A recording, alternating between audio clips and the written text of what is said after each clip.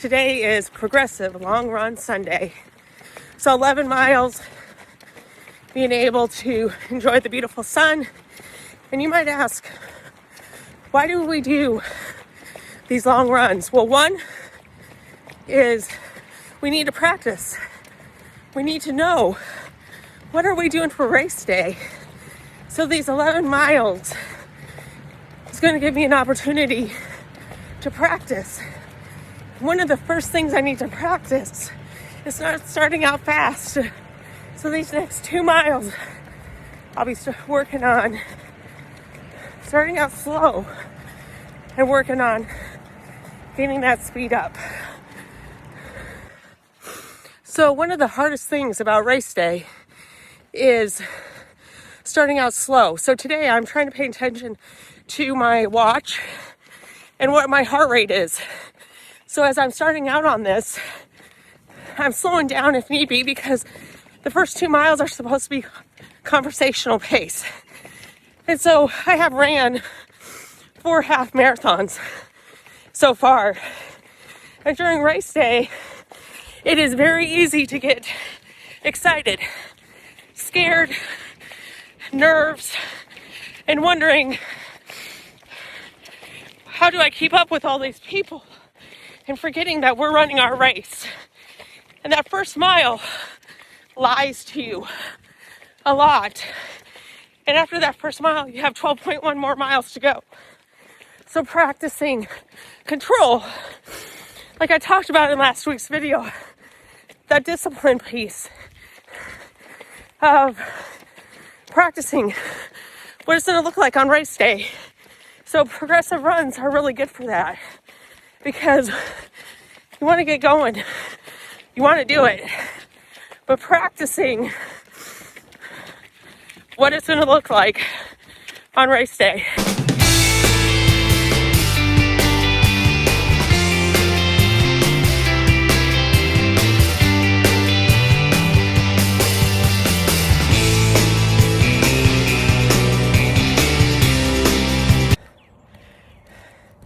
So I'll be having some faster paces coming up here after this, about 3 miles of it, and then they're slowing me back down to get used to negative splits and being able to kind of go that way with it. So yeah, I'm not gonna lie, for my other trainings, when it was 11 miles, I would just be like happy I'd get it done. And this training period, I've decided that I need to really focus in on these running parts, these parts where I have to go a certain pace. And to tell you the truth, it scares the crap out of me. I gotta challenge these negative thoughts about myself. Can I do it? Can I not?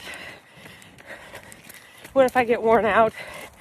And so I wish I could film as I was going through these next 3 miles, but I'm going to focus in on the paces that Run gave me and focus in on my thoughts, practicing being in the moment, especially since allergies are kicking my butt right now.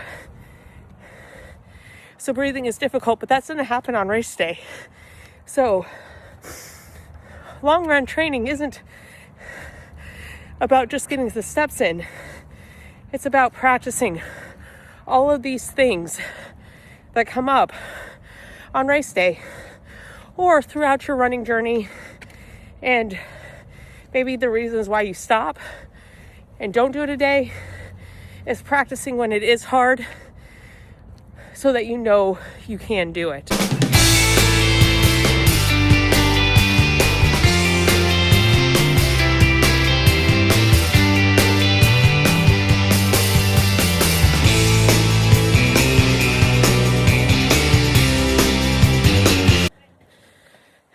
The first 5-6 miles, I'm always doing really good. And then after that, it tends to go downhill. And I'm not gonna lie, I'm beating myself up right now, but I'm also realizing that this is part of growth and that I've made a lot of improvement over the years. And so even though I'm beating myself up right now, I need to try to do this. So this part of the video is more for me than for you, but if it helps you, great. I got 1.5 miles to do and then 1 mile. So let's get this done. This is the run that never ends. It goes on and on, my friends. Dun, dun, dun, dun, dun, dun. I can't remember the words, all of it, but oh my gosh. I keep thinking I should be almost done. And I think my GPS is messing with me today. I'm just adding it on. I mean, anyway. Now I have that song in my head. So, you're welcome if you have the song that never ends. And basically the run that never ends in your head right now.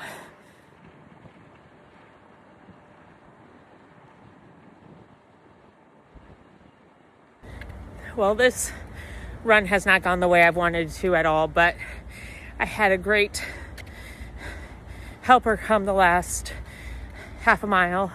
She gave me that motivation that I needed. And so as I got home and I started doing all the things that I needed to get done for this week, I realized I didn't need to be so hard on myself today. As I recorded that earlier, and I'm going to stop it in between, and this is what you're going to hear, is that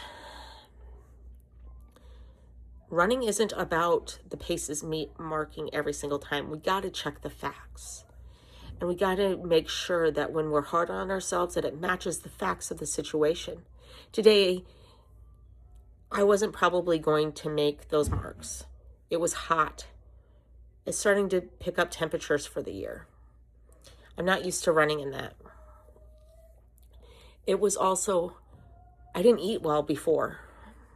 Toast, coffee, 2 gels during my run, and water. Not a lot of nutritional pieces going into this. And the terrain, it wasn't flat. It was muddy, rocks, roots, washed out places. I loved it. Don't get me wrong. It was nice to change it up, but I also was experiencing a place that I had to make loops multiple different times to try to get 11 miles in. And it was messing with my mind. And so there was multiple things here to take into account that wasn't just about my fitness ability. And when I came home and I looked on Strava, and I realized that my 3rd and 4th tempo were where I was at most of the time. That's what this run wanted me to do. It wanted me to practice being there. So I did it. It might have been slower. It might have not been what they had set out, but I still got that intensity, because if I would have made it to level 5 for my tempos, I would have been calling my husband saying, hey, I can't do this anymore, and come pick me up. So I think these pieces here of looking at, it's okay if you're at your fitness ability and you are making progress. It's not about perfection. It's about taking the steps forward. Whether you are walking, jogging, running, or sprinting, please get out there and move. Enjoy these nice days. Enjoy your time with your family.